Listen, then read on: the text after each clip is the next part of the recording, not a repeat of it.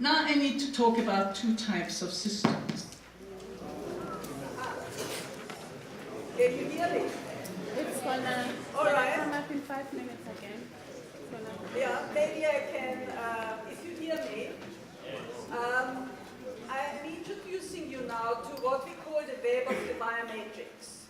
That means all systems, systems of nature, systems of society, like economic, cultural, political systems, interact with each other, interrelate with each other, and also the systems of technology. They are all connected. Just now technology as a system has let us down for a moment, but our cultural system, the communication, continues. So if you're looking at these systems and their connectivity, we are talking. It's gonna take a while. It might take a while. We are talking about subwebs. The subweb of nature, the subweb of technology, the subweb of cultural systems, social systems, economic, political, and so on. What we as decision makers need to be aware of is, although these webs interrelate with each other, it is very important that we respect the supremacy of nature. Because unsustainability means that the social webs and the technological webs do not respect the limits provided by nature, and this makes our systems unsustainable. So this is a very important aspect of sustainability,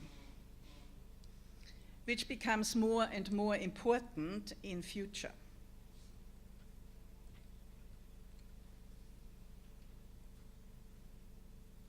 Yeah, if you look at maybe the one slide, or if you picture, don't need to look, picture the web of the biomatrix as a fisherman's net.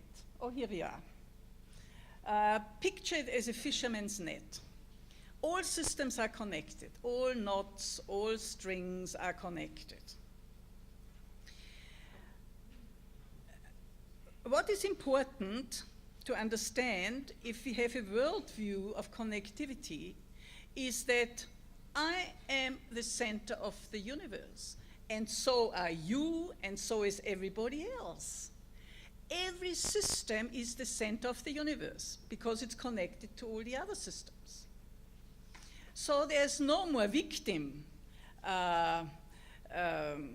mentality possible. The analogy is the World Wide Web. I'm sitting at home in my room and I have all the knowledge of the world at my fingertip. So I'm selecting, I'm connecting to what is important to me. And the same can be done. You can connect to your stakeholders. You need to manage outward. I need to manage outward. This is a core issue of system thinking. We need to learn to manage outward, not sit there and say, I wonder when the government is moving and providing me with better education. I can do something. There are stakeholders I can interact with. I can make a move if this is of importance to me. So managing outward and being the center of the system, being empowered, is an important aspect of that web think, if we call it like that. I have talked about the three subwebs of nature, sociosphere, and technosphere, as we call them, and sustainability. So that was when we were in darkness. Now, there's another important thing we need to learn about that if we picture the world as a web of interacting system instead of isolated ones, which the industrial age taught us. You know, this is my system and there is your system and we have nothing in common. So this is not the reality of life at all. We are interacting.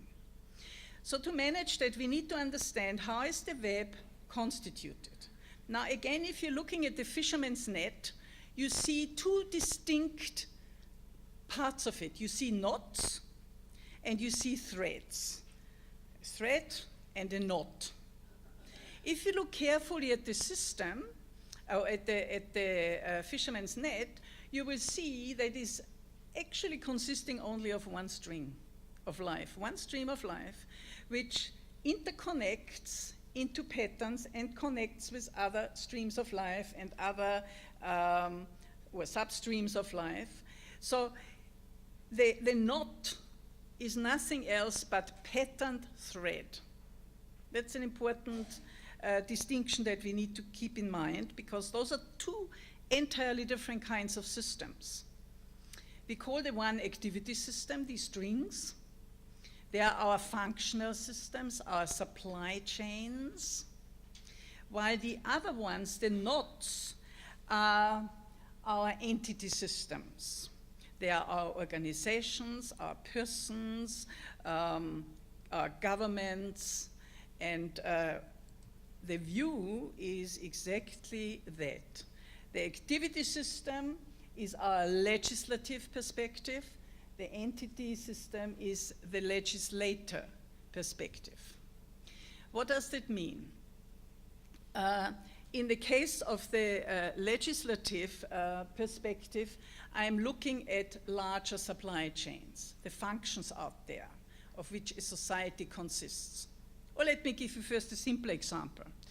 I, as a person, am an entity system, and I consist of a bundle of functions, functional systems. I'm the child to my parents, I'm a parent, I'm a worker, I'm a churchgoer, I'm a tennis player, and so on.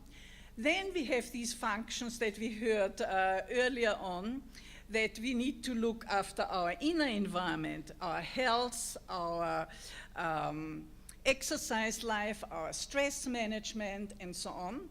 So the outward directed, the black lines there would be the outward directed, my connection to the community and my functions, while the inward ones, these light gray ones, are my exercise, my nutrition, my stress management.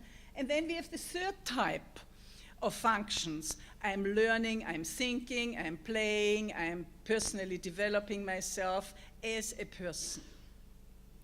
And the perspective of a multifunctional entity is, I must create balance. That's exactly what we heard previously. If I'm putting all my energy into the outward and I'm neglecting my inward, I'm keeling over. Balance. So when we are looking at the legislature perspective, it is very important to prioritize between different functions of government and to create balance between them. When we are looking at the legislative perspective, we are looking at a supply chain, and I'm just now giving you a few examples of that. So we are looking now first at the activity systems, at the string-like systems, the legislative perspective.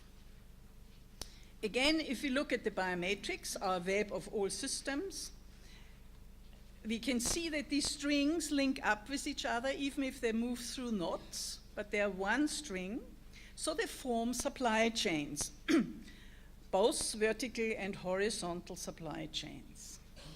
Let me give you an example of an important supply chain. The nutrition chain.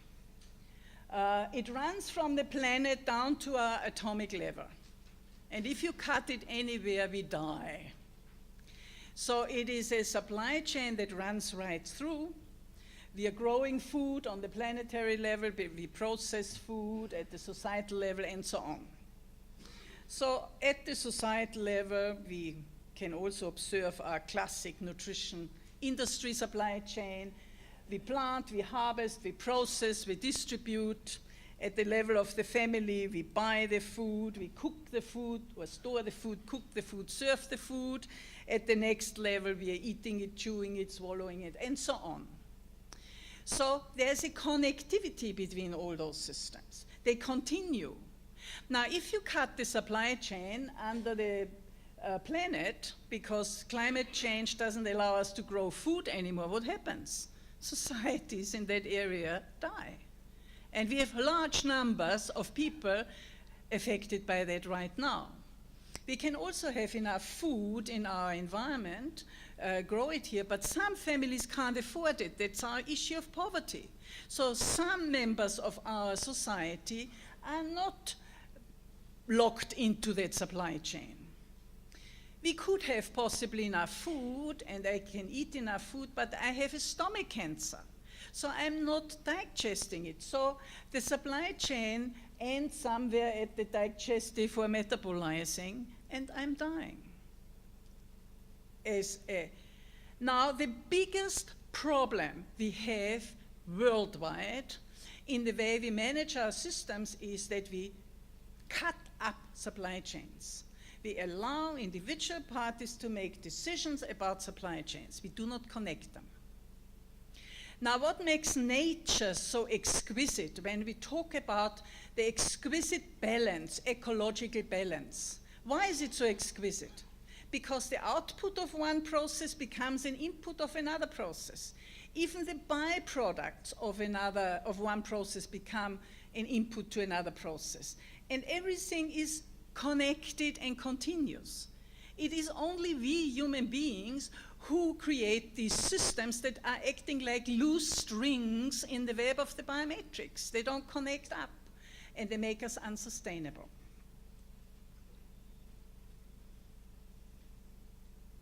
So it's all about the flow of substance through these systems. I have said that. Now I give you another case study. We are getting now closer to what that means for politics. And I'm using the case study of the electricity supply chain, and I use the case study of the German Energiewende, the energy transformation. Okay? Now, if you're looking at the electricity supply chain, we have these different substrings that link up with each other. Like we generate electricity and we have input for that. So if we have a coal station, we have mining, that's the input generation. Then we generate electricity, then we transport it, store it, eventually we consume it. Okay? We know that we had here, we have demonstrated, today we had demonstrated twice the problem of discontinuities along the supply chain. It was a beautiful demonstration. Now, we can look at generation from a non-renewable and from a renewable point of view.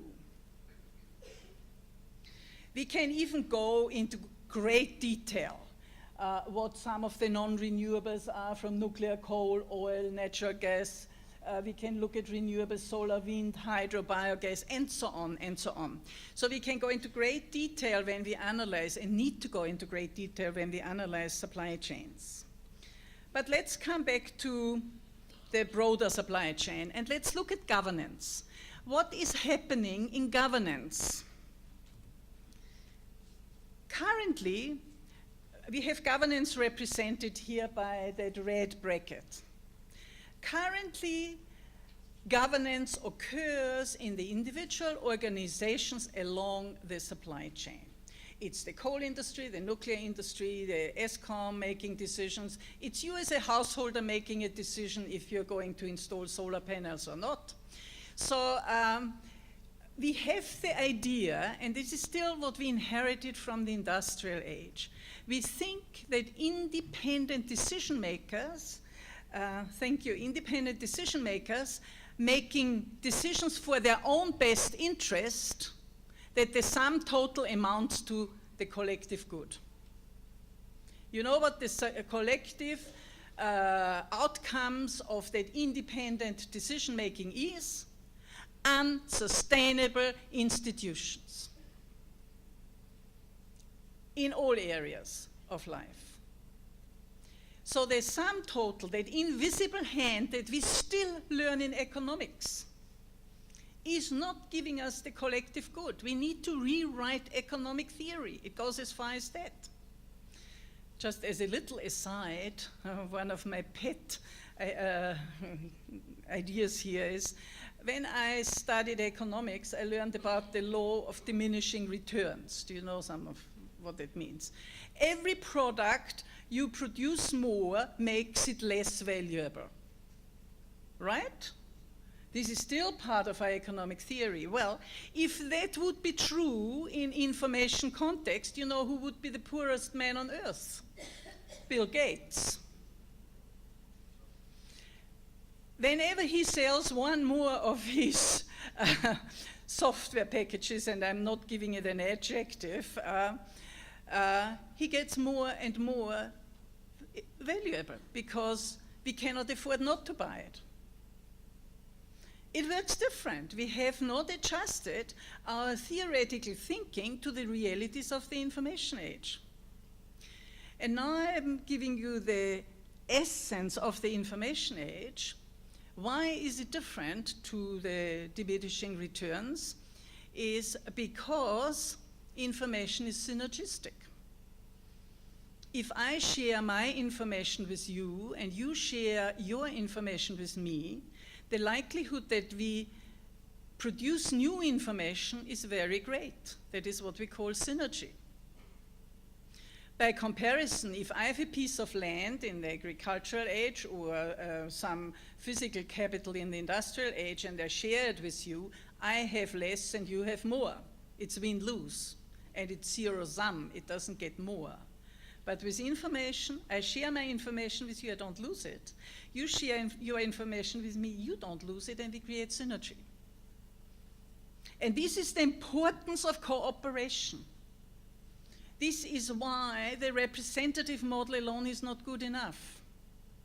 The representative model can work to create facilitators of decision-making, not decision-makers, because we need to harness the function-specific information. Back to the supply chain. Every subsection of the supply chain has its own function. We are not sitting around a table and debating the energy policy for our country or the region with all those parties there and designing the overarching supply chain. We don't. The oversight or the coordination function that would be a government's role would be to make sure that the whole supply chain works and is sustainable, not the parts. Now, what are some of the issues here? I said already, the bottom-up emergence from self-interest gives rise to unsustainable systems, okay? I said that already. What I haven't given you an example of is well-meaning political interventions can destroy systems. And I give you the example of Germany. Now, post-Fukushima, Germany, Merkel, in almost a knee-jerk reaction said, we must go for renewable energy. So we subsidize the solar energy and wind energy. We thought this is a good idea. Well, what happened was it was subsidized in the sense that the electricity they created out of generation could go first into the distribution network before that of the coal industry. That meant that the coal industry was actually having losses or less profits because they had to not sell some of the energy when the sun was shining and the wind was blowing. So they were very powerful, got a lobby going, and took away from the solar energy, which by that time had boomed, took away that subsidy, and what was the result of that? A literally overnight collapse of the solar energy in solar industry in Germany. Well-meaning political interventions ruined a whole industry overnight. So if you want a solar panel in Germany to buy for your roof, you have to import it from China, because China queued up to buy all the companies for the IP, not to carry on producing them, okay? So this is unplanned, even if well-meaning political intervention in a knee-jerk reaction. it's again back to we are implementing something that we haven't planned properly in the larger whole. And the most important thing would be to have a governance, an overarching governance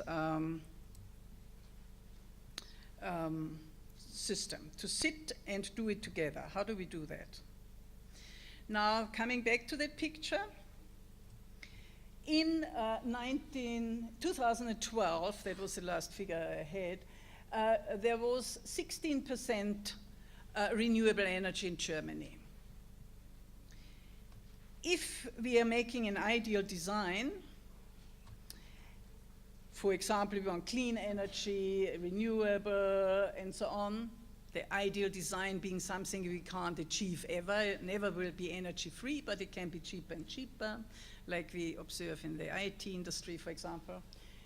So if we have that clear design, we can backcast and make a plan, and then say, by 2050, we want to be 80% renewable. By 2030, we want to be 50% renewable. Those are the actual figures of the ministry in Germany. Will they achieve that? No. Already now with the Ukraine and all that. Why not? Because there is no overarching design.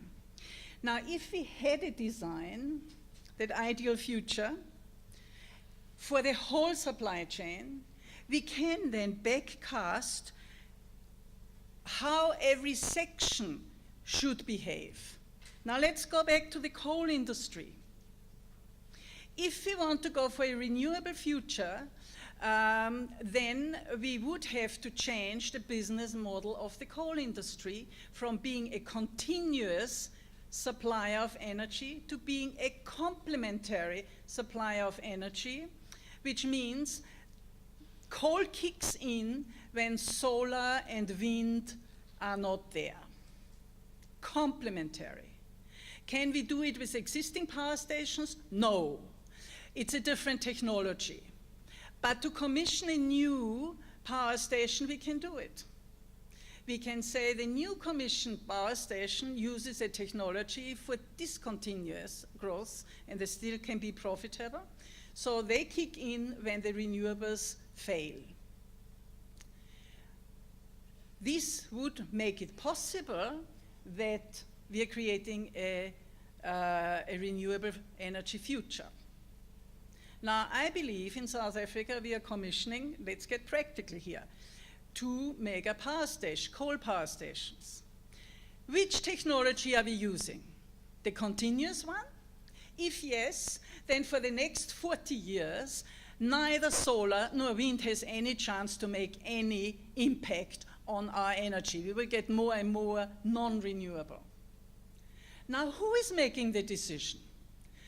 Who tells the coal industry, you have to change your business model? The coal industry has, in their self-interest, a very well-working model of continuous, and why should they change? Unless we have a forum where we plan that and government is coordinating that and exerting its influence, and it has some political tools at its disposal to ensure that the newly commissioned coal power stations would have a different technological model. This is one of the core roles of government, to ensure that these supply chains become sustainable. If we are not doing that, then we will not move into a sustainable future ever. And to save a little bit of paper here and there and greening our organizations is not what it is about. It's important. I'm not saying that we shouldn't switch off the lights at home, but what is really important is that we are looking at those supply chains. And I'm going so far to say all institutions, all supply chains are up for redesign in the information age. That's my challenge.